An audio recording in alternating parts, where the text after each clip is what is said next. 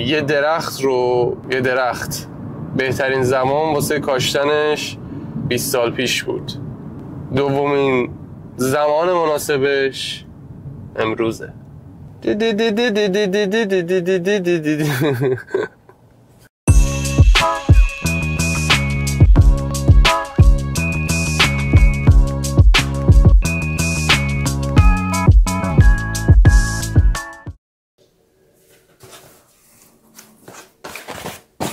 Hey guys.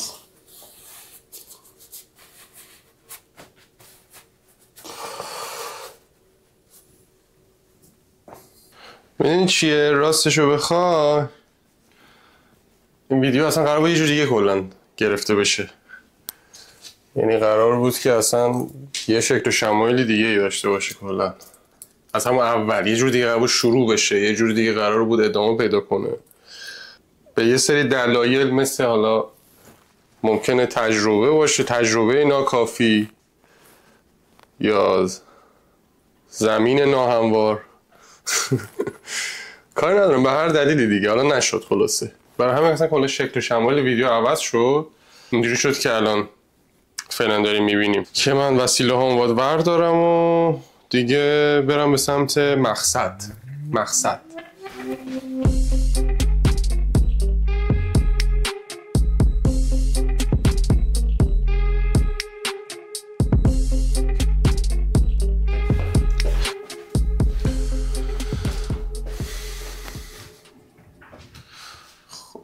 کیف معروف هم برداریم.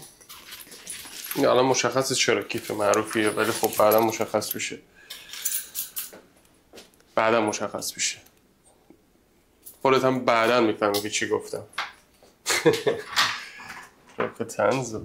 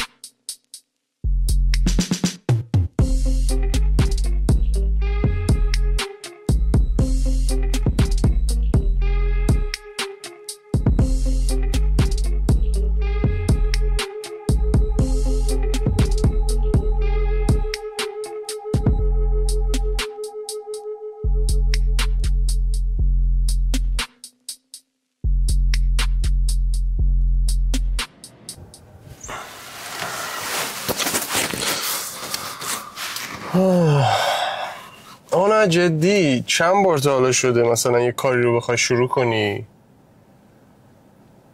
سواله، اصلا کلا راجع به همین می‌خواستم حرف بزنم. چند بار شده تا حالا می‌خوای یه کاری رو شروع کنی بعد ولی گفتی مثلا دیگه دیره دیگه، بابا ولش کن، الان مثلا تو این سن دیگه اصلا وقت این کار نیست که بریم سراغ مثلا این چیز دیگه فلان. هر چیزی اصلا موزیک بخوای بزنی، موزیک می‌خوای بسازی، نمیدونم ورزش میخوای شروع کنی، مهاجرت میخوای بکنی، رشته دانشگاهی تو بخوای عوض کنی، نه هر چیزی که فکرشو کنی، زبان یاد بگیری اصلا زبان.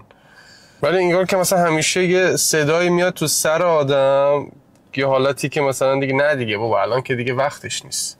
سوال من اینه که آیا واقعا دیره تو این وضعیت یا اینکه نه؟ مثلا از کجا میاد این دیر بودنه؟ خب اینی که ما مثلا تو ذهن خودمون میگیم آقا دیره مثلا آیا واقعیه یا مثلا یه چیزیه که یا مثلا یه توهمیه که انگار تو ذهن ماست؟ مثلا منظور توهم میدونی منظورم چیه؟ یعنی اینکه مثلا انگار که یه صداییه مثلا تو سرمون که همش داره بهمون میگه آقا دیره، مثلا ولش کن فلان. حالا خب خیلی چیزای دیگه تاثیرگذاره سر این موضوع. به نظر من فکر می‌کنم اینو واسه خیلی برای خیلی هم پیش اومده این داستان دیگه. برای خیلی از من که حداقل حالا خودم، چه دور و بریام، چه اطرافیانم، چه دوستام، همکار فلان، هر کی که فکرشو بکنی چیز بوده این موضوع رو ازش شنیدم که آقا مثلا برای منم این اتفاق افتاده و اینا. من اینو داشتم میگفتم که به نظر من خیلی چیزاست. یکی از چیزاش فشاری که از طرف جامعه میاد به آدم و میتونه حالا مثلا مثل نمیدونم یه سری مقایسه هایی که خودمون میکنیم با بقیه خودمون رو، یا حالا از چه میدونم از حالا بچگی خانواده هامون کردن یا خودمون میکنیم با خودمون. خب مخصوصا توی اینستاگرام و با مثلا حالا یوتیوب و حالا شبکه‌های کلا سوشال میدیا دیگه، هر چیزی فرقی نمیکنه. میبینی تو بقیه رو چجوریان و اینا، این بر اون بر میزنی، تو ذهن خودت خلاصه این انرژی به وجود میاد. و هممون این موضوع رو میدونیم، اصلا این چیزی نیستش که مثلا حالا الان بخوایم از کسی بشنویم، هممون این موضوع رو میدونیم. ولی خب دیگه یعنی مثلا همش اینجوریم که بابا مثلا نه اینجوری نیست، اینا چیه، اینا رو من میدونم، اگه چون میدونم از این اتفاق برام نمیفته، در صورتی که نه، دقیقا همین اتفاق میفته. برای همین ماهی که میگیم میدونیم. یکی دیگر دلیلی که میتونه داشته باشه خب یه حس از دست دادن زمان دیگه. میدونی داشتم با یکی از دوستای اینجام صحبت میکردم، بعد مثلا اون به این موضوع اشاره کرد و مثلا اینجوری بود که خب آره، مثلا اینجوری بودم که خب آره، مثلا همیشه این مثلا وجود داره دیگه برای ما، اینی که این حس از دست دادن زمان و اینا مثلا همیشه تو ذهنمون هست. همین باعث میشه که یه عذاب وجدانی خلاصه ورود بدیم، این عذاب وجدان رو تو مغزمون رو سرویس کنیم که آقا مثلا دیگه چیز دیگه زمان نداریم ما دیگه، تو این سن مثلا فلانه بیساره دیگه هست دیگه. ببین نکنم مثالش هم خیلی واضحه دیگه. کمپانی رو انداختی که توی سن 22 سالگی، حالا کمپانی، برندی، هر چیزی، و یکی تو 18 سالگی مثلا چه میدونم مثلا فالوورای اینستاگرامش یا فالوورای یوتیوبش مثلا میلیونیه، بعد تو مثلا با خودت میگی که خب من مثلا توی 30 سالگی چه دستاوردی دارم، مثلا دیر شده دیگه، چیکار باید بکنم، مثلا آیا این کار دیر نیست برای من؟ میدونی همه این چیزا، مثلا نمیدونی تو این سن مثلا نهار باید چی بخوری یا مثلا شام و نهارت هم مثلا نمیدونی باید چی بخوری. و مثلا اینا یعنی اینجوری فکر میکنی یا میدونی منظورم چی؟ منظورم اینه هوای جالبیه، هوای هر چیزی هست. نه اینجوری نباید بگم که هوای هیچی نیست به غیر از عیش و نوش و اشغال. بنزین بزنم اینجا، اگه این آقای سایبر تراک بذارم و ببینیم یکم جلو رو. تانک درست کردم. احمقی دیگه، تو میبینی من راهنما زدم میخوام بیام اینجا بنزین بزنم دیگه، همونو داری دنبال من میای، بعد انتظار اینو داری که بهت نگن احمقی دیگه، گاو.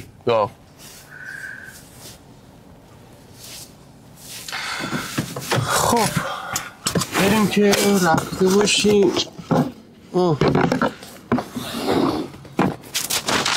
میکروفون دایی هم رفت، دیدی؟ میکروفون رو بس کنم روی لباسم، بابا ولش کن، میافته یه چیزش میشه. وایسا حالا دیگه به مسیر هر کسی خلاصه فرق میکنه دیگه. یه سری تو 20 سالگی مثلا چیز میشن، یه سری تو 20 سالگی مثلا میدونن چی میخوان و حالا مثلا تا به خودشون به جنبن اینا توی 2-3 سال بعدش مثلا بهش میرسن، یا حالا چند سال دیگهش. یه سری هم حالا مثلا چه میدونن تو 40 سالگی تازه میفهمن. مهم نیست دیگه، ببین هر کی یه جوریه دیگه، مهم نیست اصلا دیر بفهمی، مهم اینه که فهمیدی بالاخره. خب این فهمیدن خیلی مهمه، مهم اینه که دنبالش بگردی تا بفهمی آقا چی میخوای از این زندگی کوفتی. خب این که حالا تو 20 سالگیه، تو 30 سالگیه، واقعا مهم نیست، اصلا مهم نیست. اینجا آدمایی رو میبینی، خود اینجایی‌ها یا آدمایی رو میشه دید که مثلا اصلا مطرح نیست براشون این چیزا، اصلا باشون حرف میزنی اصلا اینجوریه که چی داری میگی، مثلا من اصلا نمیفهم تو چی داری میگی، میدونی؟ اینجوری یعنی جواب اینجوری برخورد میکنن در مقابل چیزی که این موضوعی که تو باشون مطرح کردی. خب ببینم که چی جوریه اینجا اوضاع. خیلی خب من بنزین بزنم برمیگردم دیگه. ای بابا قطع شد دیگه. برگشتیم بریم که داشته باشیم. آره داشتم میگفتم دیگه. خلاصه سن یه عدده، مثل این چیزا هستن، مثل این قدیمی توریا. ولی خب جدی مثلا این چیه، مثلا دقیقا مثالش اینجوریه که شما انگار که یه قطاریه که داره میره و تو حس میکنی که به اون قطاره داری دیر میرسی، ولی اصلا نمیدونی که قطاره داره کجا میره. میدونی؟ فقط میخوای برسی بهش. خب تو اصلا نفهمیدی هنوز که آقا جان قطاره مثال زمان ها، تو اصلا نفهمیدی که آقا جان مثلا کجا داره میره اون. یعنی هنوز نفهمیدی که چی میخوای از زندگی، فقط میگی که دیر شده. میگی چی میگم؟ آره اینه داستان اینه دقیقا. یکی از دلایل این که حالا مثلا من انتخاب کردم که راجع به این موضوع صحبت کنم امروز، واقعا همین چیز بود، همین قصه خودم بود، همین یوتیوب بود، همین یا کارهای دیگه یا مهاجرتی که کردم یا زبانی که یاد گرفتم.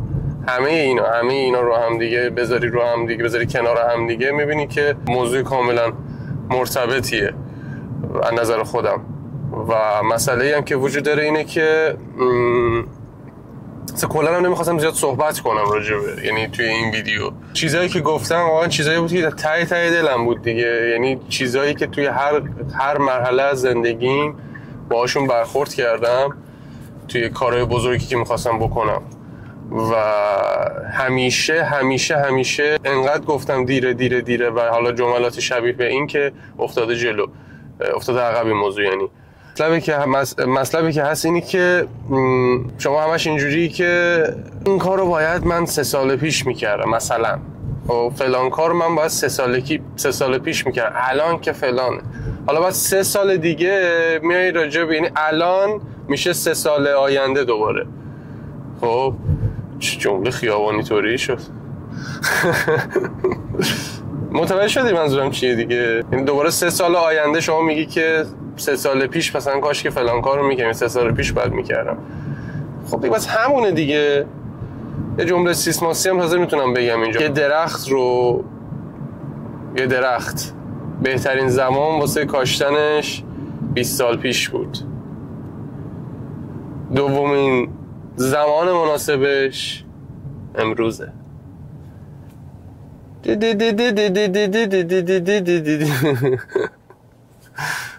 خیلی جمله چیزی بود، جمله قصاری بود واقعا. شما هم یه چیزی داشتین شبیه همچین چیزی؟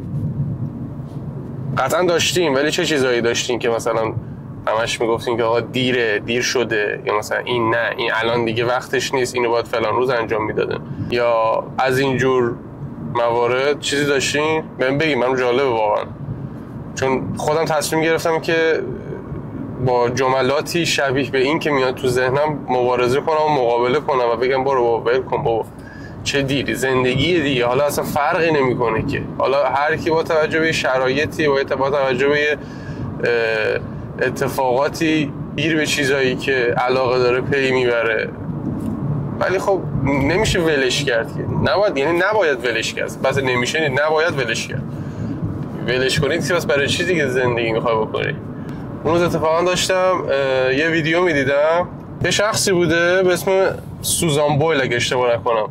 بعد خب این مثل این که مثلا تا 47 سالگی مثلا هم مسخرهش میکردن و اینا، ولی وقتی تو 47 سالگی میاد میخونه توی یکی از این برنامه‌های تالنت شو، همه پشماشون میریزه. بعد مثلا یه قرارداد خفن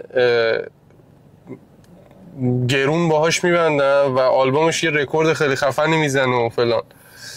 بعد خب برام جالبه، حالا من بخوام صادقانه بگم من شخص اصلا نمیشناسم، ولی خب مثلا یکی مثل چیز، یا شخصی مثلا کلوین هریس فکر کنم اسمش اگه اشتباه نگم اسمشو، که همین خواننده دیجیه، که مثلا این از 15 سالگی خب شروع کرده به مثلا کار موزیک کردن.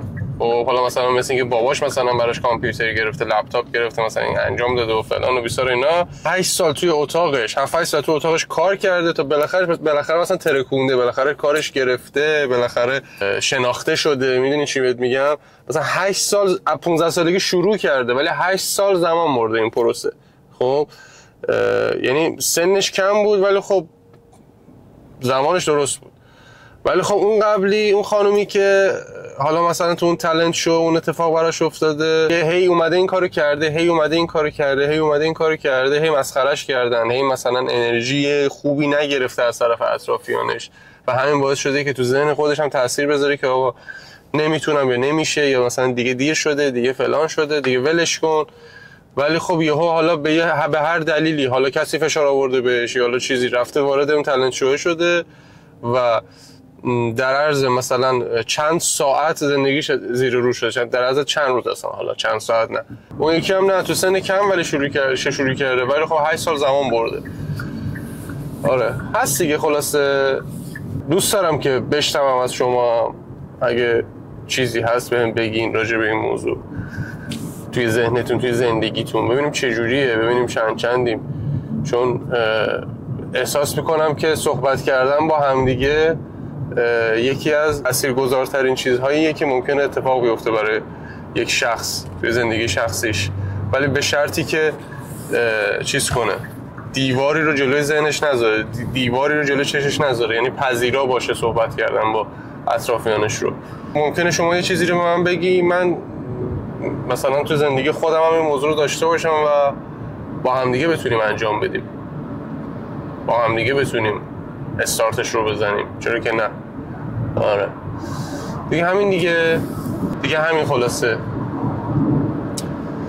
مراقب خودتون باشید.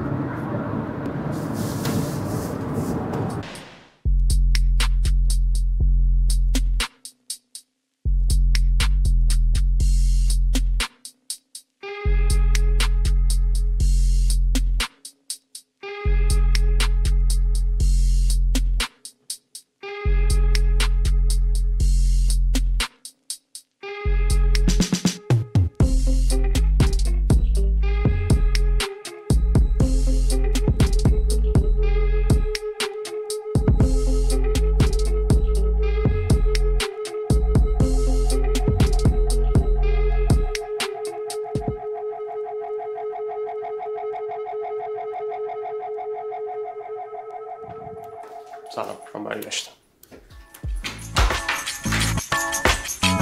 بریم؟ مثلا اینجوری